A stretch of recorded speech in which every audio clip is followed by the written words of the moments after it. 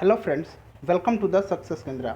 दोस्तों, इस वीडियो में हम लोग बिहार दरोगा मेंस के लिए प्रैक्टिस सेट नंबर 10 को कवर करेंगे। इससे पहले हमने सेट 1 से लेकर के 9 तक को पूरे डिटेल में डिस्कस किया था। अगर आपने इन वीडियोज़ को नहीं देखा है तो इन सबका लिंक मैंने डिस्क्रिप्शन बॉक्स में दे दिया है, आप एक बार ज़रूर देख लीजिएगा। चैनल पर अगर पहली बार आए हैं तो चैनल को सब्सक्राइब कर लीजिए, साथ ही साथ बेल आइकन को भी ज़रूर प्रेस कर लीजिए ताकि जब भी मैं वीडियो अपलोड करूँ उसका नोटिफिकेशन तुरंत आपको मिल जाए। और फ्रेंड्स, वीडियो अगर पसंद आएगी तो वीडियो को लाइक और शेयर जरूर कीजिएगा। तो चलिए बिना देरी किए आज का सेशन स्टार्ट करते हैं। पहला क्वेश्चन देखिए, संविधान सभा की प्रारूप समिति का गठन कब किया गया था। तो देखिए फ्रेंड्स, 2 से 3 सेकंड है आपके पास। 2 से 3 सेकंड में आप अपना आंसर चुन लीजिए, जो भी सही आंसर होगा मैं आपको बता दूंगा। तो ध्यान दीजिएगा, BN राव, आपको ये नाम याद रखना है, BN राव। BN राव के द्वारा तैयार किए गए संविधान के प्रारूप पर विचार विमर्श करने के लिए संविधान सभा का 29 अगस्त 1947 ईस्वी को एक संकल्प पारित करके प्रारूप समिति का गठन किया गया। प्रारूप समिति के सदस्यों की संख्या कितनी थी? 7 थी और डॉक्टर भीमराव अंबेडकर को इसका अध्यक्ष चुना गया था। सही आंसर है ऑप्शन डी, 29 अगस्त 1947। दूसरा क्वेश्चन देखिए, दूसरा क्वेश्चन है कि 1909 के अधिनियम पर विचार कीजिए। तो देखिए, इस अधिनियम को मार्लियामेंटो सुधार के नाम से जाना जाता है, ये भी सही है। मुस्लिमों के लिए पृथक निर्वाचन प्रणाली की व्यवस्था की गई, ये भी सही है। इस अधिनियम के द्वारा विधान परिषद में अनुपूरक प्रश्न पूछने की व्यवस्था की गई, ये भी सही है। और वायसराय की कार्यपालिका परिषद में पहली बार किसी भारतीय को शामिल किया गया, ये भी सही है। ठीक है, ध्यान रखिएगा, सत्येंद्र प्रसाद सिन्हा वायसराय की कार्यपालिका परिषद में प्रथम भारतीय सदस्य बने, उन्हें विधि सदस्य बनाया गया था। याद रखिएगा, कौन सा सदस्य? विधि सदस्य उन्हें बनाया गया था। तो इस तरह से देखिए तो ऑप्शन डी सही आंसर हो जाएगा, उपरोक्त सभी।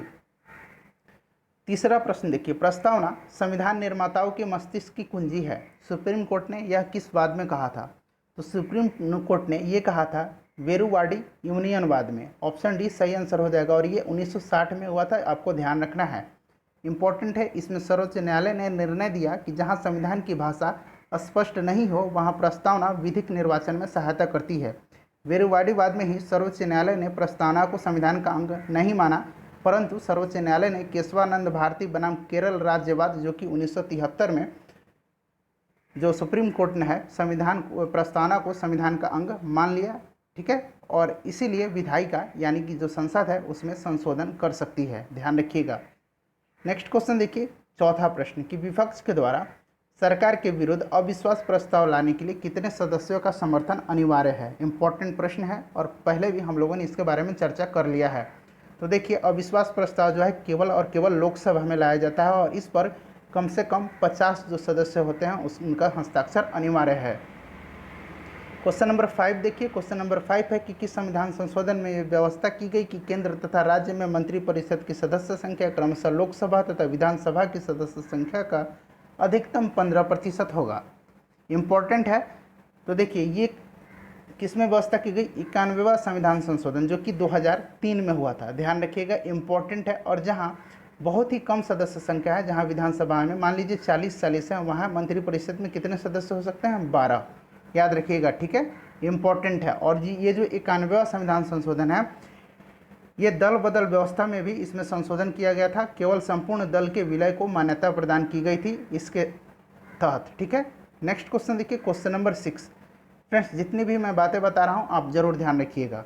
भारत में किसी विषय पर केंद्र एवं राज्यों के बीच विवाद होने की स्थिति में विवादों का निपटारा उच्चतम न्यायालय के द्वारा की जाती है। उच्चतम न्यायालय की यह शक्ति किसके अंतर्गत आती है?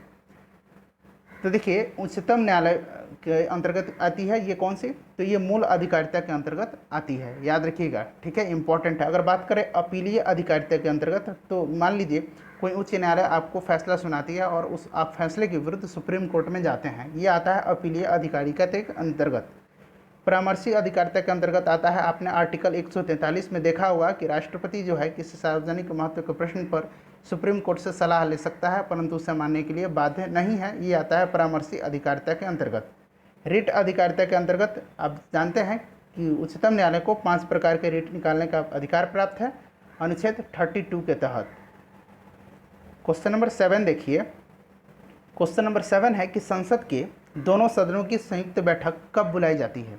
इंपॉर्टेंट है। तो देखिए, सबसे पहले जान लीजिए, संयुक्त बैठक की जो व्यवस्था है अनुच्छेद 108 में की गई है और इसका जो अध्यक्ष होता है, इसकी जो अध्यक्षता करता है वो लोकसभा का स्पीकर करता है। ठीक है, तो पढ़िए ऑप्शन, किसी विधेयक पर दोनों सदनों के गतिरोध को दूर करने के लिए, बिल्कुल सही है। राष्ट्रपति के विशेष अभिभाषण के लिए, ये भी सही है। और राष्ट्रपति के वार्षिक अभिभाषण के लिए, ये भी सही है। तो सही आंसर हो जाएगा ऑप्शन डी, उपयुक्त सभी परिस्थितियों में। क्वेश्चन नंबर 8 पढ़िए। क्वेश्चन नंबर 8 भी इंपॉर्टेंट है। भारतीय संविधान में लिए गए स्रोतों का सही मिलान करें। तो देखिए, संघीय व्यवस्था जो है ये भारत शासन अधिनियम 1935 से लिया गया है। उसके बाद बात करें संविधान संशोधन की प्रक्रिया, तो ये संविधान संशोधन है दक्षिण अफ्रीका से। एकल नागरिकता जो है ये कहाँ से है, ब्रिटेन से है। और मूल अधिकारिता जो है ये संयुक्त राज्य अमेरिका से है। तो आप देख लीजिए, पहला का ए यहाँ से आप मिला सकते हैं, पहला का ए, उसके बाद दूसरा का 3, दूसरा का 3 कहाँ है, यहाँ पे है। ठीक है, तो सही आंसर हो जाएगा ये ऑप्शन डी। इंपॉर्टेंट है, ध्यान रखिएगा। चलिए अगला क्वेश्चन देखिए। अगला क्वेश्चन है कि स्पीकर की अनुपस्थिति में, यानी लोकसभा स्पीकर की बात की जा रही है, संसद के दोनों सदनों के संयुक्त अधिवेशन की अध्यक्षता कौन करता है। तो ये करता है लोकसभा का जो उपाध्यक्ष है, यानी उप स्पीकर है, वो करता है। नेक्स्ट क्वेश्चन देखिए, क्वेश्चन नंबर 10, नीति आयोग के बारे में कौन सा कथन असत्य है। तो देखिए, नीति आयोग NITI, इसका फुल फॉर्म होता है national institution for transforming India. योजना आयोग के स्थान पर इसकी स्थापना की गई। पढ़ लीजिए, नीति आयोग का अध्यक्ष प्रधानमंत्री होता है, करेक्ट है। नीति आयोग के उपाध्यक्ष की नियुक्ति राष्ट्रपति करता है, ये गलत है। ठीक है, ये जो कथन है असत्य है। उपाध्यक्ष कैबिनेट मंत्री के समकक्ष होता है, ये बिल्कुल करेक्ट है। प्रधानमंत्री द्वारा नामित केंद्रीय मंत्रिपरिषद के अधिकतम 4 सदस्य हो सकते हैं, ये भी सही है। तो ऑप्शन बी इसका सही आंसर हो जाएगा। और आप कमेंट करके बताइए कि वर्तमान में नीति आयोग के उपाध्यक्ष कौन हैं। क्वेश्चन नंबर 11 पढ़िए। बिहार राज्य का कौन सा जिला नेपाल से सीमा जो है साझा करता है। तो ये करता है पूर्णिया, नहीं करता है। ठीक है फ्रेंड्स, तो नहीं करता है पूर्णिया, ऑप्शन सी जो है सही आंसर हो जाएगा। अगला क्वेश्चन देखिए कि कैमूर का पठार किस क्रम के चट्टानों का विस्तार है। तो ये है विंध्यन क्रम का, याद रखिएगा, विंध्यन क्रम के चट्टानों का ये विस्तार है। इंपॉर्टेंट है, जरूर ध्यान रखिएगा। अगर बात करें कि विंध्यन क्रम के जो चट्टान हैं, इनका विस्तार मध्य प्रदेश, उत्तर प्रदेश और बिहार तक फैला हुआ है। इंपॉर्टेंट है, ध्यान रखिएगा, ये कैमूर का पठार। नेक्स्ट क्वेश्चन देखिए, क्वेश्चन नंबर 13। क्वेश्चन नंबर 13 काफ़ी इंपॉर्टेंट है, इसको ध्यान रखना है। तो देखिए, कहा जा रहा है कि इसमें भारत वन रिपोर्ट, ठीक है, भारत वन वृक्ष स्थिति रिपोर्ट 2019 के अनुसार देश का कुल वन आवरण देश के भौगोलिक क्षेत्र का कितना प्रतिशत है। तो ये है 24.56%। अगर आइडियल कितना होना चाहिए, 33% होना चाहिए। लेकिन अभी देखिए हम लोग कितने पीछे हैं। ठीक है फ्रेंड्स, अगर बात करें कि सबसे ज़्यादा वन क्षेत्र वाला राज्य तो मध्य प्रदेश है। अगर क्षेत्रफल के हिसाब से बात करें कि किस राज्य जो है, कौन सा राज्य उसका क्षेत्रफल सबसे अधिक वन है, तो मिजोरम है। ध्यान रखिएगा। नेक्स्ट क्वेश्चन देखिए, और ध्यान रखिएगा कि ये जो वन वृक्ष स्थिति जो रिपोर्ट है, ये प्रत्येक 2 वर्ष पर प्रकाशित किया जाता है। 14 नंबर देखिए, 14 नंबर है कि फ्रांस तथा स्पेन के बीच सीमा बनाने वाला पर्वत कौन सा है। ये है पेरेनीज पर्वत। निम्न देशों में से कौन सा एक स्थलरूढ़ देश है। तो स्थलरूढ़ देश होता कौन है, सबसे पहले इसको जान लीजिए। तो वैसा देश होता है जिसकी जो सीमाएं हैं वो कहीं भी किसी जलीय जो क्षेत्र है उससे स्पर्श नहीं करती है। ये किसी जो स्थलीय देशों के साथ ही उसकी सीमा सटती है। ठीक है, यानी टोटल वो लैंड बाउंड्री है जो वो कहीं ना कहीं किसी देश के साथ साझा करते हैं, न कि किसी समुद्र के साथ, किसी महासागर के साथ, याद रखिएगा। ठीक है, ये है बोलिविया। और बोलिविया जो है दक्षिण अमेरिकी देश है, और दक्षिण अमेरिकी बोलिविया और पराग्वे, ये 2 देश हैं दक्षिण अमेरिका के जो कि स्थलरूढ़ देश हैं। अगर बात करें विश्व में स्थलरूढ़ देशों की कुल संख्या 44 है, आपको ध्यान रखना है। और सबसे बड़ा जो है स्थलरूढ़, इसको भू आवेशित भी कहा जाता है। ठीक है, भू आवेशित देश जो है वो है कजाकिस्तान।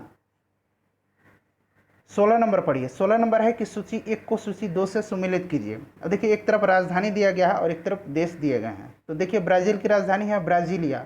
ठीक है फ्रेंड्स, क्यूबा की राजधानी है हमाना, तो एक का यहाँ से आप देख सकते हैं। उसके बाद केन्या की राजधानी है नैरोबी और जाम्बिया की राजधानी है लुसाका। ठीक है, तो ब्राज़ील ब्राज़ीलिया। अब देखिए, ए का 2, उसके बाद बी का 1, उसके बाद अब सी केन्या का 4 नैरोबी, तो ऑप्शन बी जो है सही आंसर हो जाएगा। 17 नंबर देखिए, केंद्रीय शुष्क भूमि कृषि अनुसंधान संस्थान कहाँ स्थित है। इंपॉर्टेंट है, तो सबसे पहले जान लीजिए, केंद्रीय शुष्क भूमि कृषि अनुसंधान संस्थान, इसकी स्थापना 1959 में की गई थी। और ये कहाँ स्थित है, ये है जोधपुर में। इंपॉर्टेंट है। नेक्स्ट क्वेश्चन देख लीजिए कि नॉर्मन अर्नेस्ट बोरलॉग, जिन्हें हरित क्रांति का जनक कहा जाता है, ये किस देश के हैं? तो ये हैं संयुक्त राज्य अमेरिका के। और ध्यान रखिएगा, भारत में हरित क्रांति का जनक किनको माना जाता है? तो स्वामीनाथन को माना जाता है। ठीक है फ्रेंड्स, आपको ध्यान रखना है। अगर बात करें नॉर्मन बोरलॉग की, तो 1970 में इन्हें नोबेल पुरस्कार से भी सम्मानित किया जा चुका है, और साथ ही साथ इन्हें भारत का दूसरा सर्वोच्च नागरिक सम्मान पद्म विभूषण से भी सम्मानित किया जा चुका है। तो ये दोनों इंपॉर्टेंट पॉइंट्स हैं, ध्यान रखिएगा। क्वेश्चन नंबर 19 देखिए, गोगा बिल जो है पक्षी विहार कहाँ अवस्थित है? तो गोगा बिल पक्षी विहार ये बिहार में है। और ध्यान रखिएगा कि गोगा बिल को 1990 में पक्षी विहार की दर्जा प्रदान किया गया था, और ये कटिहार में है। क्रिकेट बैट के लिए विलो लकड़ी कहाँ से प्राप्त की जाती है? तो विलो लकड़ी जो है ये कहाँ से? शंकु वृक्षी वन से प्राप्त की जाती है। 21 देखिए, दक्षिण पूर्वी व्यावहारिक हवाएं जो बारिश के मौसम में भारतीय उपमहाद्वीप से किसके कारण आकर्षित होती है? इंपॉर्टेंट क्वेश्चन है। तो सही आंसर हो जाएगा इसका ऑप्शन है उत्तर पश्चिम भारत में कम वायुदाब के होने से। नेक्स्ट क्वेश्चन देखिए 22 नंबर, जारवा जनजाति पाई जाती है। तो जारवा जनजाति कहाँ पाई जाती है? जारवा जनजाति पाई जाती है अंडमान निकोबार द्वीप समूह में, और अंडमान निकोबार द्वीप समूह में सेंटिलीज, याद रखिएगा, ओंजे और सैम्पेन जनजाति भी पाई जाती है। 23 नंबर देखिए, 23 नंबर है कि क्षेत्रफल के क्रम में भारत के 3 बड़े राज्य हैं। क्षेत्रफल ध्यान रखिएगा, तो देखिए क्षेत्रफल के क्रम से कौन सा हो जाएगा? राजस्थान, मध्य प्रदेश और महाराष्ट्र। ऑप्शन ए जो है इसका करेक्ट आंसर हो जाएगा। अगर जनसंख्या की बात करें तो जनसंख्या के क्रम में हो जाएगा उत्तर प्रदेश, महाराष्ट्र और बिहार। ठीक है, उत्तर प्रदेश, महाराष्ट्र और बिहार, याद रखिएगा। नेक्स्ट क्वेश्चन देखिए 24 नंबर की, निम्नलिखित में से कौन सा क्षेत्र भौगोलिक रूप से ग्रेट निकोबार के सबसे निकट है? तो ग्रेट निकोबार के सबसे निकट है सुमात्रा, और सुमात्रा इंडोनेशियाई जो द्वीप समूह है उसी का एक भाग है, याद रखिएगा। नेक्स्ट देखिए कि दंडकारण्य क्षेत्र अवस्थित है। तो दंडकारण्य क्षेत्र जो है ये कहाँ अवस्थित है? तो ये मेनली 3 जो राज्य हैं वहाँ अवस्थित है, उड़ीसा, छत्तीसगढ़ और आंध्र प्रदेश में। तो देखिए यहाँ आपको छत्तीसगढ़ और उड़ीसा दिख जाएगा। ऑप्शन बी जो है इसका सही आंसर हो जाएगा। 26 नंबर देखिए कि निम्नलिखित में से किस तट से भारत का औसत समुद्र तल मापा जाता है? तो ये मापा जाता है चेन्नई तट से। 27 नंबर देखिए कि सूची 1 को सूची 2 से सम्मिलित कीजिए। और फ्रेंड्स इससे पहले हमने सेट 1 से लेकर के सेट 9 तक को डिस्कस किया था। अगर आपने उन वीडियोस को नहीं देखा है तो देख लीजिए, सबका लिंक डिस्क्रिप्शन बॉक्स में मैंने दे दिया है। और वीडियो को शेयर ज़रूर कीजिएगा। ठीक है फ्रेंड्स, चलिए माना और नीति दर्रा ये कहाँ है? उत्तराखंड में है। उसके बाद बात करें नाथुला दर्रा, तो नाथुला दर्रा सिक्किम में है, जोजिला दर्रा जम्मू कश्मीर में है, और सिपकिला दर्रा जो है हिमाचल प्रदेश में। तो आप देख लीजिए ए का 4, उसके बाद नाथुला सिक्किम में है 1, उसके बाद जोजिला जो है जम्मू कश्मीर में है 2। तो सही आंसर हो जाएगा ऑप्शन सी। 28 नंबर देखिए कि एक समान गति में त्वरण का मान कितना होगा? तो आपने पढ़ा है कि वेग में परिवर्तन के दर को त्वरण कहा जाता है। तो गति वेग समान है तो त्वरण 0 हो जाएगा। त्वरण का अगर मात्रक बात करें तो होता है मीटर पर सेकंड स्क्वायर, याद रखिएगा। ठीक है, 29 नंबर देखिए, निम्न से कौन सी अदिश राशि है? अदिश और सदिश के बारे में आप जानते होंगे। तो देखिए सदिश राशि कौन सी होती है? जिसमें दिशा और परिमाण दोनों होते हैं, और अदिश होता है उसमें केवल एक ही होता है। तो देखिए अदिश राशि कौन सा है? तो अदिश राशि इसमें से है कार्य। कार्य जो है अदिश राशि। अगर बात करें बल, वेग और मंदन, ये सदिश राशि हैं, आपको ध्यान रखना है। देखिए कार्य का फॉर्मूला क्या होता है? Force into displacement. अगर बात करें तो बल इंटू विस्थापन, याद रखिएगा। ठीक है फ्रेंड्स, नेक्स्ट क्वेश्चन देखिए 30 नंबर है कि मनुष्य के द्वारा पृथ्वी पर चलना न्यूटन के किस गति के नियम का पालन करता है? तो ये तृतीय गति का पालन करता है। आप सभी जानते हैं कि तीसरा नियम क्या है? प्रतिक्रिया के बराबर तथा विपरीत प्रतिक्रिया होती है। 31 नंबर देखिए, निम्नलिखित में से कौन प्रथम वर्ग के उत्तोलक यानी लीवर के उदाहरण हैं? तो 3 प्रकार के लीवर होते हैं, प्रथम, द्वितीय और तृतीय श्रेणी के। इस प्रश्न का आंसर आपको कमेंट बॉक्स में देकर बताना है। नेक्स्ट क्वेश्चन देखिए 32, जी का मात्रक। देखिएगा कैपिटल जी है, इसका मात्रक पूछा जा रहा है। तो जी का मात्रक क्या होता है? Newton metre square KG square होता है। ठीक है, आपको ध्यान रखना है। अगर बात करें कि जी का मान कितना होता है, तो जी का मान होता है 6.67 इंटू 10⁻⁻11 न्यूटन मीटर स्क्वायर पर केजी स्क्वायर, ध्यान रखिएगा। नेक्स्ट क्वेश्चन देखिए 33 नंबर। 33 नंबर है कि समुद्र समीर यानी सी ब्रिज और स्थल समीर लैंड ब्रिज और मानसून किसका एक उदाहरण है? तो ये है संवहन के। ऑप्शन बी जो है सही आंसर हो जाएगा। नेक्स्ट देखिए 34 नंबर, इनमें से कौन सुमेलित नहीं है? तो देखिए इलेक्ट्रॉन की खोज किसने किया था? जे थॉमसन ने किया था, ये सही है। पॉजिट्रॉन का खोज किसने किया था? रदरफोर्ड ने किया था। पॉजिट्रॉन का खोज एंडरसन ने किया था। किसने किया था? एंडरसन ने, आपको याद रखना है। पाई मेसॉन के खोज एच.एस. युकावा ने किया था और प्रोटॉन की खोज गोल्डस्टीन ने किया था। तो कौन सुमेलित नहीं है? ऑप्शन बी जो है ये सुमेलित नहीं है, बाकी सारे सुमेलित हैं। 35 नंबर देखिए, निम्नलिखित में से कौन सा तत्व जो है उसका उपयोग कैंसर के उपचार में नहीं होता है? तो P32 का उपचार जो है कैंसर के उपचार में इसका उपयोग नहीं होता है। अणु का व्यास कितना होता है? इंपॉर्टेंट है, अणु का व्यास होता है 4 एंगस्ट्रॉन से लेकर के 20 एंगस्ट्रॉन तक। ऑप्शन ए जो है करेक्ट आंसर हो जाएगा। और बात करें कि 1 एंगस्ट्रॉन इक्वल टू कितना होता है, तो 10⁻10 मीटर होता है, ध्यान रखिएगा।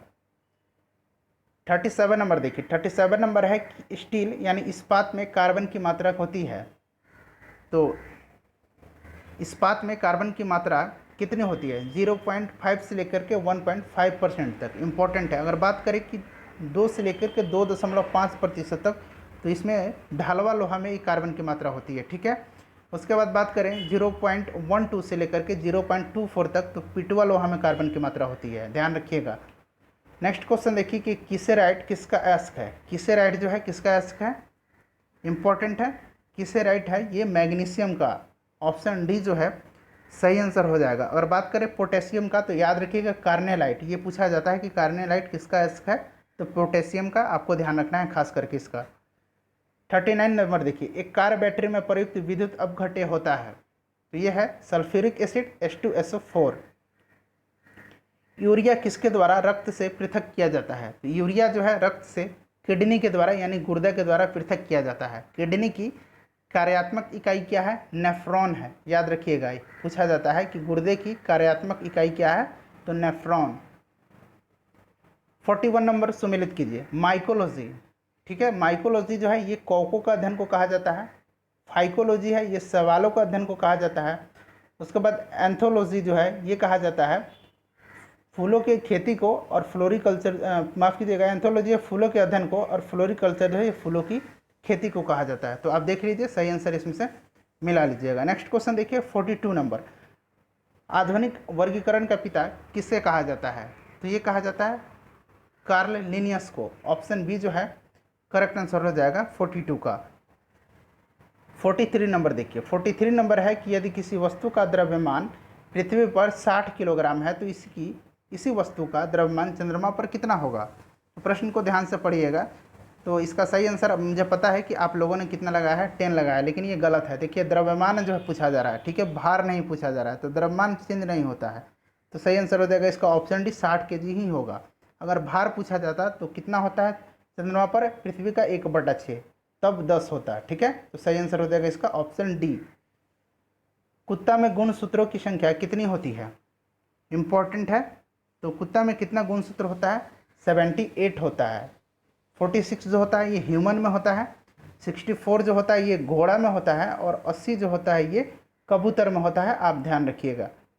नेक्स्ट देखिए कि नारियल के खाने योग्य भाग है, तो नारियल का कौन सा भाग खाने योग्य होता है? भ्रूणपोष।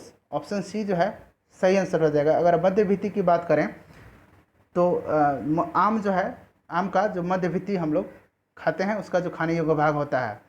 उसके बाद जब बात करें अंगूर का जो फल भित्ति होता है, और अंतःभित्ति जो है ये केला का जो अंतःभित्ति भाग है ये खाने योग्य होता है।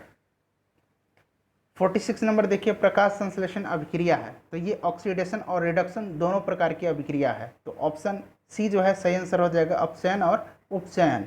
निम्न में से कौन फफूंद द्वारा होने वाला रोग नहीं है, यानी फंगस के द्वारा?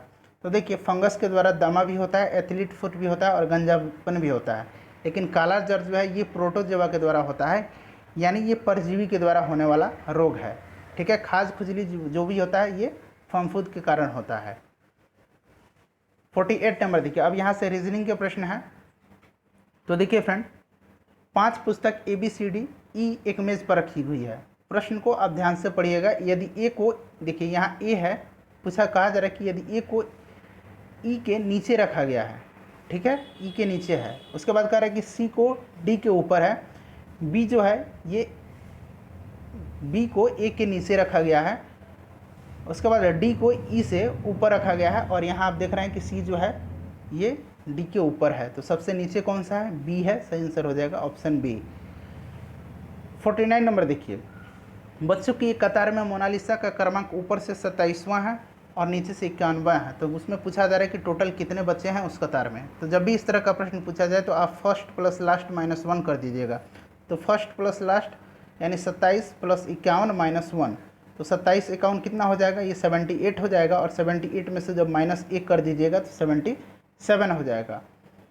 50 नंबर देखिए, निम्नलिखित श्रृंखला में प्रश्न चिन्ह के स्थान पर आने वाला शब्द आपको बताना है। तो देखिए जे, भी, डी और MTF आपको बताना है। यहाँ क्या क्वेश्चन मार्क है, वहाँ पे कौन सा जो है वहाँ पर प्रश्न चिन्ह के स्थान पर कौन सा इसमें से आएगा। तो देखिए कुछ नहीं है, जे में +3 जोड़ा जाता है, तो जे का जो है वैल्यू कितना है? 10 है। इसमें 3 जोड़ा जाता है तो M आता है, फिर M में 3 जोड़ा जाएगा तो कितना आ जाएगा? P आ जाएगा। ठीक है, P में जब 3 जोड़ेंगे तो कितना आ जाएगा? S आ जाएगा। यहाँ पे क्या आ जाएगा? S। चलिए ये तो क्लियर हो गया कि S आएगा। अब देखिए यहाँ R R है, ये दोनों ऑप्शन कैंसिल हो गए।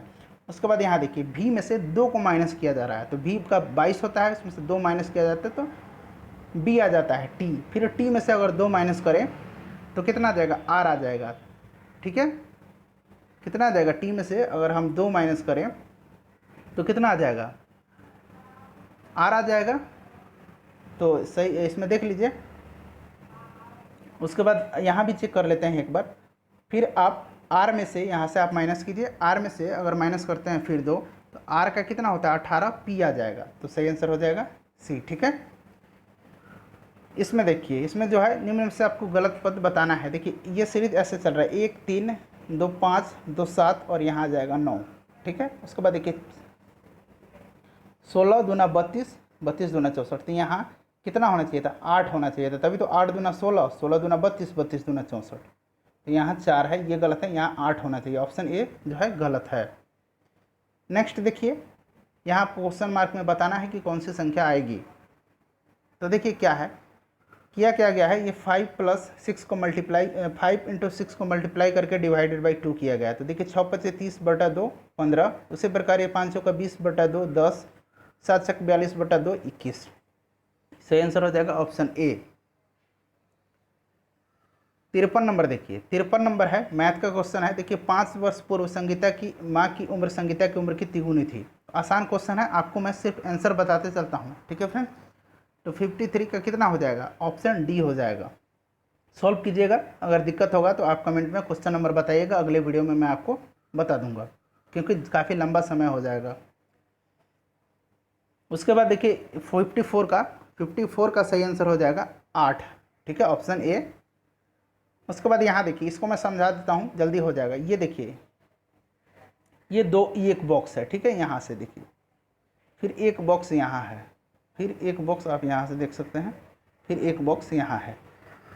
तो देखिए इसमें किया गया है, ये 2 का स्क्वायर किया गया है, यानी छोटे वाले का स्क्वायर कर दिया जा रहा है, उसमें बड़ा वाला संख्या जोड़ दिया जा रहा है। ठीक है, तो 2 दूना 4 + 3 7। उसी प्रकार यहाँ 15 है, और यहाँ छोटे वाले का स्क्वायर करेंगे तो 36, और +15 जब किया जाएगा तो कितना आ जाएगा? 51।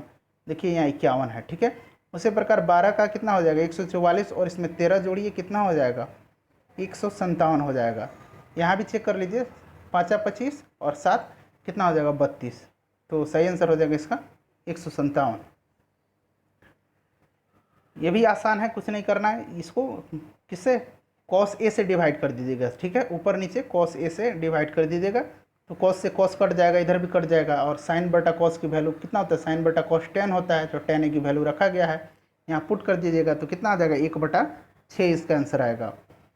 उसके बाद देखिए, यदि वर्ग की भुजा में 20% की कमी की जा रही है तो क्षेत्रफल में कितने प्रतिशत की कमी हो जाएगी? तो ये भी आसान है, सही आंसर हो जाएगा इसका ऑप्शन डी।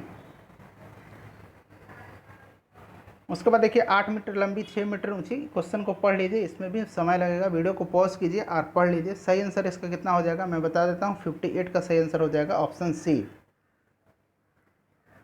उसके बाद ये आसान है, जल्दी मैं बता देता हूँ। देखिए यहाँ कितना हो जाएगा, ये 110 है तो यहाँ 70 हो जाएगा। आपसे एक्स की वैल्यू पूछी जाए तो त्रिभुज के तीनों कोनों का योग कितना होता है? 180 डिग्री होता है, तो 70 + 100, और यानी एक्स की वैल्यू कितना होगा? 80 होगा।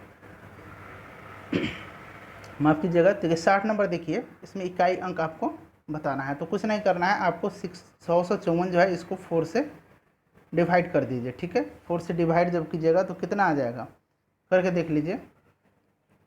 तो ये आ जाएगा 4 एकम 4, 2, 4 चौका 24 और ये 12 हो जाएगा। तो 4 3 12, 2 आएगा, ठीक है। तो 7 और 2, तो 7 को जब 2 बार कीजिएगा तो कितना आ जाएगा, इकाई 49, ऑप्शन डी आ जाएगा। आसान है। चलिए नेक्स्ट क्वेश्चन देखिए, 61 का कितना हो जाएगा, 61 का हो जाएगा आपका 27,000। उसके बाद इसमें से बताना है कि छोटी भिन्न कौन है। तो देखिए इसमें कितना आसान है, ये ऊपर नीचे देखिए अंश और हर का डिफरेंस एक एक है सब में। तो जब भी इस तरह की है समान जब डिफरेंस हो, अगर यहाँ एक एक की डिफरेंस है, अगर 2 3 चाहे कितना का भी हो, दो सब सारे जो डिजिट हैं उसमें समान का अंतर हो, तो जब सबसे बड़ा जो अंश होता है वो सबसे बड़ी संख्या होती है, और जो जिसका सबसे छोटा अंश होता है वो सबसे छोटी संख्या होती है। तो सबसे छोटी संख्या पूछा जा रहा है, तो 15/16 हो जाएगा। 63 का देखिए, 63 का कितना हो जाएगा, 2800 हो जाएगा। 64 का देखिए, 64 का कितना हो जाएगा, इनमें से कोई नहीं आंसर होगा, आप चेक कर लीजिएगा। 65 का देखिए, 65 मैं बता देता हूँ, ट्रिकी है। देखिए 31 छात्रों का औसत भार 30 है। यदि एक अध्यापक आ जाता है तो उसका औसत भार में जो टोटल भार है उसमें 500 ग्राम की वृद्धि हो जाती है। तो टोटल अब पहले कितना था, 30 था, और 500 ग्राम की वृद्धि होती है तो 16 हो जाएगा ना। कितना हो जाएगा, 16। तो जोड़ दीजिए तो कितना, 46। आंसर 46 हो जाएगा। उसके बाद ये भी बता दूंगा, दो संख्याओं का एचसीएफ और एलसीएम का योग और अंतर दिया हुआ है। योग देखिए कितना है, 592 है, और अंतर कितना है, 518 है, ठीक है फ्रेंड्स। अब देख लीजिए 592 योग है, तो दोनों संख्याओं का इसमें से कह रहा है कि योग कितना है, 296 है। तो आपको ऑप्शन से चेक कर सकते हैं, दोनों संख्या का योग कितना होना चाहिए, 296 होना चाहिए। इसको जोड़िए, क्या 296 आता है, नहीं। 296 आएगा, नहीं। 296 आएगा, नहीं। ये जो है 296 आ रहा है दोनों संख्याओं का। सही आंसर है ऑप्शन ए। 67 नंबर देखिए कि ये इसका सही आंसर हो जाएगा ऑप्शन सी, ठीक है। नेक्स्ट देखिए 68 नंबर। 68 नंबर भी आसान है। ए शुरू करता है काम को करना, तो कितने दिन में काम समाप्त होता है। तो देखिए ये कितना आता है, 7 और 8 दिया हुआ है, तो टोटल काम कितना है, 56 है। अब एफिशिएंसी कितनी हो जाएगी, ए की 8 हो जाएगी और बी की कितनी हो जाएगी, 7 हो जाएगी। पहले ए काम करता है यानी 8 हिस्सा किया, उसके बाद बी किया, उसके बाद फिर ए किया, उसके बाद फिर बी किया। अब देखिए 8 7 15 15 30, ठीक है फ्रेंड्स, और 30 और 15 45। तो 2 2 4 2 6 1 7 दिन ऐसे हो गया, ठीक है। और बाकी जो 3 काम बच जा रहा है, देख लीजिए 2 दिन में 15 काम, फिर 2 दिन में कितना काम, 15 काम, 15 15 30, और 3 दिन में 15 काम 45, ठीक है फ्रेंड्स। 6 दिन में 45 हो गया। अब 7वें दिन फिर ए आया तो 8 काम कर गया, तो 53, और बचा कितना, 3, यानी ये बी करेगा, तो 7.3/7 दिन। 69 नंबर देखिए, 69 नंबर है कि निम्नलिखित लोक नृत्यों में से कौन सा सुमेलित नहीं है। तो देखिए कौन सा इसमें सुमेलित नहीं है, तो सही आंसर होगा इसका ऑप्शन डी। कोरकू जो है ये राजस्थान का नहीं है, ये मध्य प्रदेश का है, ठीक है। बाकी सारे सुमेलित है, झूमर हरियाणा का भी है और राजस्थान का भी है। मुकना जो है मणिपुर का है, थाली जो है हिमाचल प्रदेश का है। 70 नंबर देखिए, इसमें से भी सुमेलित करना है कि बांदीपुर राष्ट्रीय उद्यान कर्नाटक में है, बुक्सा पश्चिम बंगाल में है, मरीन जो है ये हिमाचल प्रदेश नहीं, ये कहाँ है, गुजरात में है, याद रखिएगा, ठीक है। तो गलत कौन सा हो जाएगा, ऑप्शन सी, तड़ोबा जो है महाराष्ट्र में, ये सही है। 71 नंबर देखिए, मदर टेरेसा को किस वर्ष नोबेल पुरस्कार प्रदान किया गया था। तो देखिए मदर टेरेसा को 1980 में नोबेल पुरस्कार प्रदान किया गया था। 1977 में जनता पार्टी के द्वारा इस पुरस्कार को बंद कर दिया गया था, किंतु 1980 में जब कांग्रेस की सरकार फिर से सत्ता में आई तो चालू कर दिया गया। और पूछा जाता है कि 1977 में जनता पार्टी ने जब इस पुरस्कार को बंद किया और कांग्रेस की सरकार जब आई और शुरू की, तो सबसे पहले किसको दिया गया, तो 1980 में मदर टेरेसा को दिया गया, याद रखिएगा। वन्य जीव सुरक्षा अधिनियम किस वर्ष हुआ था, तो 1972 में हुआ था। 1980 में जो हुआ था ये भी पूछा जाता है। तो वन संरक्षण अधिनियम जो है 1980 में, ठीक है। पर्यावरण संरक्षण अधिनियम 1986 में। स्वदेशी तकनीक से निर्मित प्रथम भारतीय उपग्रह कौन सा है, तो ये है आर्यभट्ट। आर्यभट्ट को 1975 में प्रक्षेपित किया गया था। मजलिस किस देश की संसद का नाम है? तो मजलिस है ईरान की संसद का नाम और मालदीव की संसद का नाम। तो ऑप्शन डी जो है सही आंसर हो जाएगा। अगर बात करें बांग्लादेश की संसद का नाम, तो बांग्लादेश की संसद का नाम है जातीय संसद और नेपाल की राष्ट्रीय पंचायत। ठीक है। नेक्स्ट क्वेश्चन देखिए, प्रथम मुस्लिम अध्यक्ष मिलान करना है आपको। तो प्रथम मुस्लिम अध्यक्ष कौन थे? बदरुद्दीन तैयबजी थे, आप सभी जानते हैं। कांग्रेस के तीसरा अधिवेशन जो कि मद्रास में हुआ था 1887 ईस्वी में। ठीक है, याद रखिएगा। आगे बात करें तो पहली महिला अध्यक्ष एनी बेसेंट थी। एनी बेसेंट कोलकाता अधिवेशन में थी। 33वां जो अधिवेशन हुआ था 1917 में, उसमें। प्रथम महिला अध्यक्ष भारतीय तो सरोजनी नायडू थी 1925 के कानपुर अधिवेशन में, और ये 41वां अधिवेशन था, याद रखिएगा। और पारसी अध्यक्ष थे दादा भाई नौरोजी, कांग्रेस के दूसरा अधिवेशन जो कि 1886 ईस्वी में कोलकाता में हुआ था। तो आप मिला लीजिएगा, सही आंसर इसका क्या हो जाएगा। नेक्स्ट देखिए 76 नंबर, लाला लाजपत राय के द्वारा सत्याग्रह को अपनाने का सुझाव किस कांग्रेस के अधिवेशन में दिया गया था? तो ये दिया गया था 1905 के बनारस अधिवेशन में। और इस अधिवेशन की अध्यक्षता किसने किया था? गोपाल कृष्ण गोखले ने किया था, याद रखिएगा। किसने किया था? गोपाल कृष्ण गोखले ने किया था। 1922 के गया अधिवेशन की अध्यक्षता चित्तरंजन दास ने। 7 नंबर देखिए, राजा राम मोहन राय के द्वारा विभिन्न संस्थानों की स्थापना की, निम्न में से उनके द्वारा कौन सी संस्थान की स्थापना नहीं की गई थी? तो राजा राम मोहन राय के द्वारा जाति निर्धारण सभा की स्थापना नहीं की गई थी। आत्मीय सभा की स्थापना 1815 ईस्वी में राजा राम मोहन राय ने की थी। उसके बाद प्रीस्पेक्ट्स ऑफ जीसस की स्थापना 1820 में की गई थी, और वेदांत कॉलेज की स्थापना जो है 1825 ईस्वी में की गई थी। बात करें राजा राम मोहन राय के द्वारा, तो ब्रह्म समाज की स्थापना 1825 ईस्वी में की गई थी, याद रखिएगा। दूसरा क्वेश्चन देखिए 78, निम्नलिखित कथनों का परीक्षण कूट के सहारे कीजिए। हिंदू विधवा पुनर्विवाह अधिनियम को पारित करने में ईश्वर चंद्र विद्यासागर का प्रयास था, सही था। शारदा एक्ट में बालकों के लिए 14 वर्ष और बालिकाओं के लिए 12 वर्ष निर्धारित किया गया था, नहीं, ये गलत है। बालकों के लिए कितना था? बालकों के लिए यानी लड़कों के लिए 18 वर्ष था और लड़कियों के लिए 14 वर्ष था, आप ध्यान रखिएगा। ठीक है। और शारदा एक्ट 1930 में लॉर्ड इरविन के समय आया था, याद रखिएगा। 79 नंबर देखिए, 79 नंबर है कि ब्रिटिश शासन में प्रथम बार सामान्य बजट से रेल बजट को अलग किया गया, यह किस अधिनियम के तहत किया गया था? तो ये भारत शासन अधिनियम 1919 के तहत किया गया था। ऑप्शन सी जो है सही आंसर हो जाएगा। भारत माता सोसाइटी के संस्थापक कौन थे? तो भारत माता सोसाइटी के संस्थापक कौन थे? ये थे जतिन मोहन चटर्जी, सही आंसर हो जाएगा। फोर्ट विलियम कॉलेज की स्थापना किस गवर्नर जनरल के द्वारा की गई? तो ये किसके द्वारा की गई? लॉर्ड बेलेजली के द्वारा की गई थी। फोर्ट विलियम कॉलेज की स्थापना 1800 ईस्वी में, याद रखिएगा 1800 ईस्वी में। नेक्स्ट देखिए 82 नंबर, देखिए सहायक संधि जो है, सहायक संधि लॉर्ड बेलेजली, व्याप्त संधि doctrine of lapse Lord Dalhousie, Amritsar संधि लॉर्ड मिंटो, और लाहौर की संधि है लॉर्ड हार्डिंग। तो आप ये मिला लीजिएगा। ठीक है। नेक्स्ट देखिए, नेक्स्ट भी इंपॉर्टेंट है 83 नंबर। 83 नंबर है कि लॉर्ड कर्जन के शासनकाल में निम्न में से कौन सा एक कार्य नहीं किया गया? तो देखिए लॉर्ड कर्जन के शासनकाल में कौन सा कार्य नहीं किया गया? तो भारतीय सांख्यिकी सर्वेक्षण, ऑप्शन डी जो है इसका सही आंसर हो जाएगा। ठीक है फ्रेंड्स, इंपॉर्टेंट है, आपको ध्यान रखना है। ये किया गया किसके काल में? लॉर्ड मेयो के काल में। बंगाल विभाजन, पुलिस आयोग और भारतीय पुरातत्व सर्वेक्षण, ये लॉर्ड कर्जन के शासनकाल में किया गया। नेक्स्ट देखिए 84 नंबर। 84 नंबर है कि आपको ये घटनाक्रम बताना है इनका। तो देखिए सबसे पहले साइमन कमीशन, उसके बाद नेहरू रिपोर्ट, उसके बाद लाहौर अधिवेशन, उसके बाद Gandhi Irwin. Simon commission 1927, Nehru report 1928, उसके बाद लाहौर अधिवेशन 1929 और गांधी इरविन 1931, ध्यान रखिएगा। नेक्स्ट देखिए ऑप्शन सी जो है सही हो जाएगा। किस सम्राट के शासनकाल में प्रसिद्ध सुदर्शन झील का निर्माण कराया गया? तो ये कराया गया था चंद्रगुप्त मौर्य के शासनकाल में। ठीक है, ध्यान रखिएगा। 86 नंबर देखिए, ऋग्वैदिक काल में लड़ा गया प्रसिद्ध युद्ध दशराग्य युद्ध, जिसको 10 राजाओं का युद्ध भी कहा जाता है, निम्नलिखित में से किन कबीलों के मध्य लड़ा गया था? ये लड़ा गया था भरत एवं इसके बीच पुरु के मध्य। ऑप्शन ए जो है सही आंसर हो जाएगा। 87 नंबर देखिए, भारत का प्रसिद्ध राष्ट्रीय आदर्श वाक्य सत्यमेव जयते मुंडकोपनिषद से लिया गया। आप सभी जानते हैं, पूछा जाता है कि कहाँ से लिया गया है? मुंडकोपनिषद से लिया गया है। मुंडकोपनिषद निम्नलिखित में से किस वेद का उपनिषद है? तो मुंडकोपनिषद जो है ये अथर्ववेद का, ऑप्शन सी जो है सही आंसर होगा। याद रखिएगा, अथर्ववेद के मंत्र भाग के अंतर्गत आता है मुंडकोपनिषद। 88 नंबर देखिए, जैन धर्म के प्रथम ऐतिहासिक तीर्थंकर कौन थे? तो प्रथम ऐतिहासिक तीर्थंकर पार्श्वनाथ थे, ध्यान रखिएगा, ठीक है। टोटल 24 तीर्थंकर थे, 24वें तीर्थंकर वर्धमान महावीर थे। प्रथम ऋषभदेव थे।